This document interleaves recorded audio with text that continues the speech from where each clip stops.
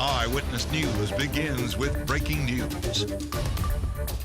Good morning. We start with breaking news on this Thursday, May 23rd. I'm Leslie Spoon. We've gotten word that the Morganza Spillway and Point Coupee Parish will likely be open to accommodate the ever-rising Mississippi River. It would be just the third time ever the Morganza Spillway has been opened, the first since May of 2011. It comes as the Army Corps of Engineers recently opened another 20 bays on the Bonnie Carey Spillway for a total of 168.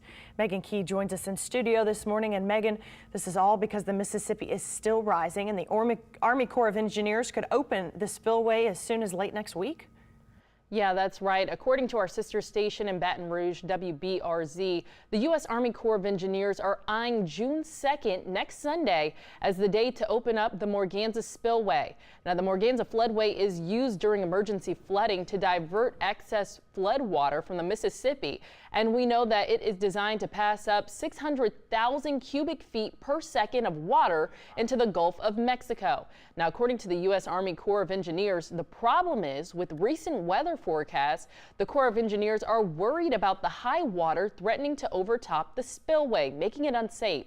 Now, the Corps has called an emergency meeting today to discuss the most recent weather forecast and potential impact on the Morganza. According to the Homeland Security and Emergency Preparedness spokesman, the call to open the spillway will be up to the Corps. Now, Governor John Bel Edwards is also expected to be briefed on the situation today with a news conference following after. Stay with Eyewitness News for the latest on this. Megan, thank you very much.